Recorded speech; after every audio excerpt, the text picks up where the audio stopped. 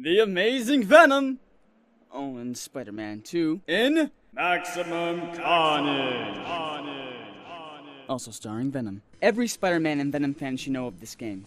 If not, shame on you. Personally, this is one of the greatest Spider-Man games ever made. Throughout the years, Spider-Man's character held a place in everybody's heart, be it adults or children. With the comic books released years ago, Spider-Man has always had this aura of the word amazing. During the time of Maximum Carnage's release, most children knew of Spider-Man from its cartoon, as is how I came to know about Spider-Man. Yes, as a kid, I too was a TV couch potato with nothing better to do. This game came out on two systems, the Sega Genesis and its competitor, the Super Nintendo.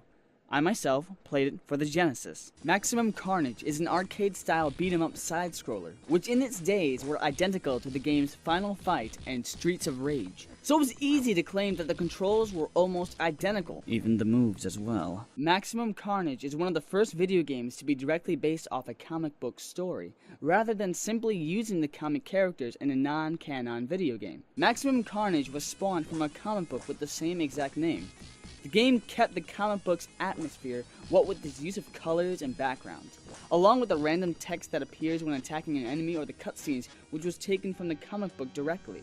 The gameplay was pretty simple. You walk, you punch, you fight a boss, you get into the next level. Shwam! However, this got really repetitive because all the enemies looked the same with different names or colors, and it just seemed like an endless fight and got annoying really fast. It just kept its players to be uninterested on the levels ahead because there's really nothing new. Because you fight the same bosses over and over and over. I'm sick of this bitch! Oh, what the fuck? The concept of swinging with Spider-Man's web seemed only to be used in level 2, and was never really used again.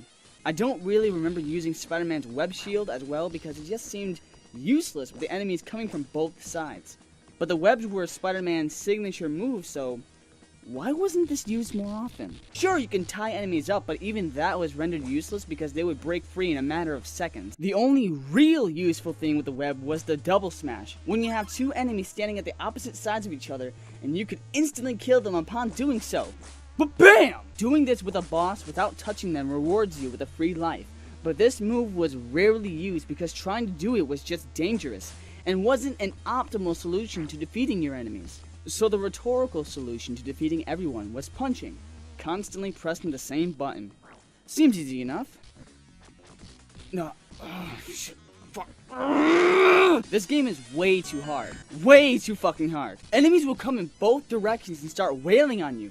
You would hit one, and another would be behind you, causing the one you were hitting to wail on you too. You could switch up who you were hitting, but then the other one would instantly start hitting you. You could spin attack if you were surrounded, but this takes away a certain amount of health. The game's difficulty will be toned down by receiving superhero icons. By the press of a button, these characters defeat enemies in mostly one hit. And this is mostly a personal opinion, but it seemed that these icons really upstage the main heroines, simply because of the powers they have and how much more powerful they seem to be compared to Spider-Man and Venom. So why can't they take down Carnage? Because we gotta play the fucking game! These are the kind of things that irk me in a video game. When the main threat seems like such a huge deal, and there are certain characters that seem so powerful that they're able to defeat the enemy very easily, but don't. Why is that? Even as a kid, I understood that they did this because their game needs a climactic conclusion with the main characters, and really they can't just end it so simply. But at least give a thought on what it is you're putting in the video game. Even modern games do this. Let's take Devil May Cry 4 for example, where our main heroine Nero is fighting against several demons.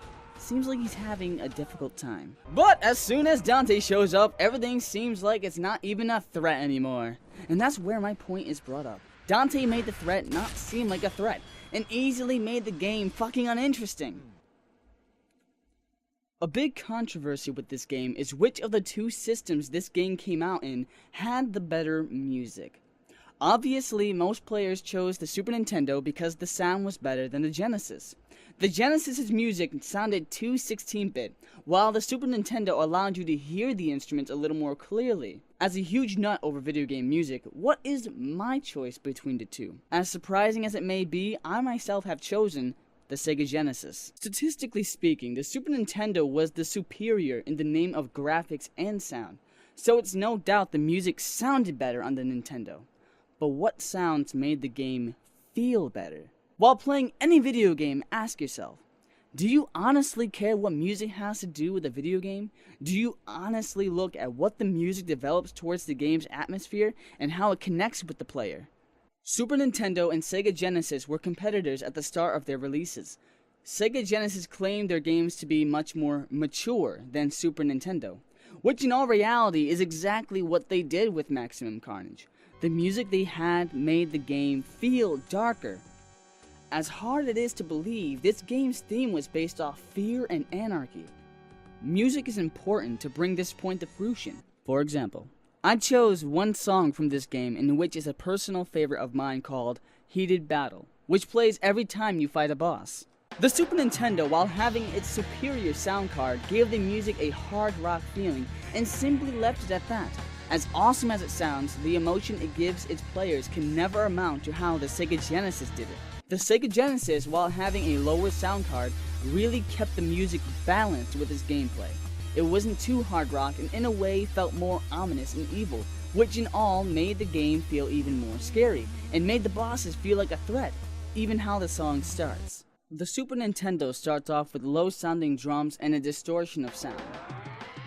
So it's clear that the boss was coming, and really it didn't sound threatening, because it seemed trying too hard to make the song sound headbanging, and which also tried to give a sound in which a player can enjoy more because of how the music sounds with its natural sounding instruments. The Sega Genesis starts off with the same beats of the drum, but with the drums alone, which built up towards its climactic beginning.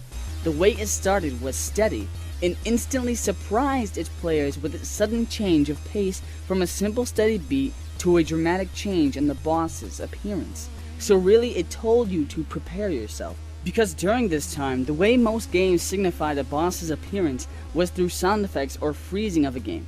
But this one relies solely on its music, and the Genesis has clearly done a much better job on intimidating its players. It's a hard concept to grasp, but this game was surprisingly scary. I'm not fucking talking about horror game scary, I'm talking about something like The Dark Knight scary.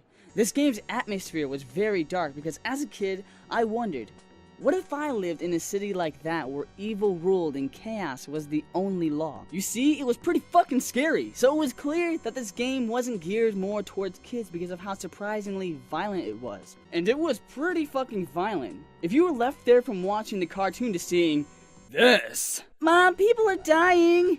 Mom! Holy shit, Venom! Venom was all that mattered in the game, to the point where I question, why is Spider-Man even in the game? Like, look at this for example. In the beginning, you play as Spider-Man, and in level 3, there are these obese criminals that hit you with a piece of chicken, and they just start fucking your shit. But with Venom, he's all like, nah, nah, nah! Venom was big, strong, and had similar moves to Spider-Man. So why is Spider-Man even in the game? Venom was a far more interesting character because this story and the main villain had so much to do with each other that it caused a lot of character development for both Venom and Carnage. And that's really why Venom is such a better character. It made everything much more interesting because the players were drawn more into Venom's character.